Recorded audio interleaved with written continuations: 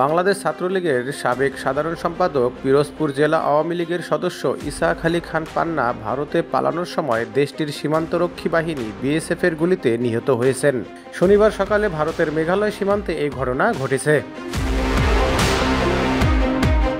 ইসাহাক আলী খান পান্না ভারতের মেঘালয় রাজ্যের শিলংয়ে একটি পাহাড় থেকে পা পিছলে পড়ে হৃদরোগে আক্রান্ত হয়ে মৃত্যুবরণ করেন। তবে তিনি কবে, কখন, কিভাবে শিলং গিয়েছিলেন সে বিষয়ে কিছুই জানা যায়নি।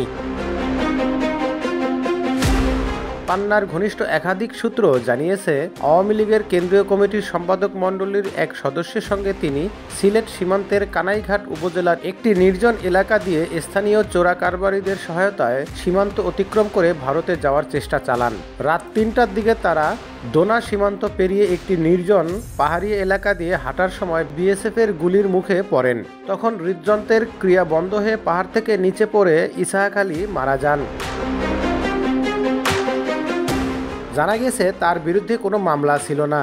ধারণা করা হচ্ছে দেশে বিরাজমান পরিস্থিতি নিরাপত্তা শঙ্কায় দেশ ছাড়ছিলেন তিনি। তবে এ ব্যাপারে নিশ্চিত কিছু জানা যায়নি। এদিকে সামাজিক যোগাযোগ মাধ্যম ফেসবুকে একটি ছবি শেয়ার দিয়ে সেটি ইসাহাক আলী পান্নার বলে দাবি করছেন। ওই ছবিতে পান্না কালো টি শার্ট ও কালো প্যান্ট পরিহিত অবস্থায় মাটিতে পড়ে থাকতে দেখা যায়। তার পা থেকে রক্ত প্রবাহিত হয়েছে। পিঠের কাছে রক্তের ছোপও দেখা গেছে। ইসাহাক আলী খান পান্না ১৯৯৪ সালে ছাত্রলীগের সাধারণ সম্পাদক নির্বাচিত হন।